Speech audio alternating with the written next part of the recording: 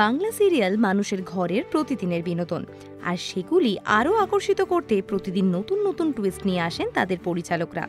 এই মুহূর্তে বাংলা টেলিভিশনের অন্যতম জনপ্রিয় মেগা সিরিয়াল নিমফুলের মধু, এবং সেই সিরিয়ালে আসছে একের পর এক চমক। এই সবে দ্বিতীয় বিয়ে আটকাতে না আটকাতেই পর্ণার ওপর ঘনিয়ে এলো নতুন বিপদ। রুচিরাকে খুনের দায়ে গ্রেফতার হলো পর্ণা। মঙ্গলবারের এপিসোডে পর্ণা এবং তার প্রাণের বন্ধু রুচিরার ভুল বোঝাবুঝির কিছু ঝলক সামনে আসবে। তার আগেই এলো সিরিয়ালের বিস্ফোরক প্রোমো। সেখানে দেখা গেল ব্রেকিং নিউজ, রুচিরাকে খুনের দায়ে গ্রেফতার সাংবাদিক আলোক পর্ণা দত্ত। মিথ্যে মামলায় গ্রেফতারির পর পর্ণা মনে মনে স্মরণ করছে সৃজনকে।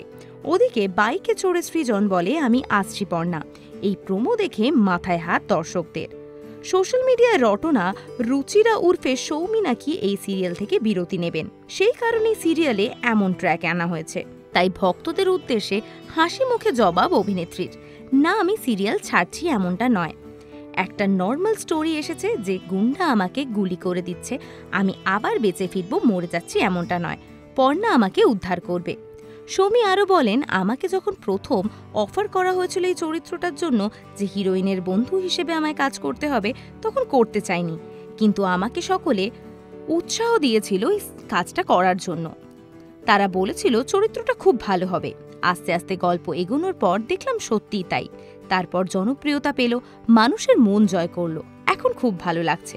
পরিবার এমনকি সৃজনের বিরুদ্ধে রুখে দাঁড়িয়ে দেওর চয়নের সঙ্গে রুচিরার বিয়ে দিয়েছিল পর্ণা। বেস্ট ফ্রেন্ড তথা ছোট যাকে কিভাবে গুন্ডাদের হাত থেকে উদ্ধার করবে পর্ণা, এটাই এখন দেখার। এরকমই আরও অনেক ভিডিও দেখতে নজর রাখুন আমাদের চ্যানেলে। পাশে থাকা বেল আইকনটি ক্লিক করতে ভুলবেন না।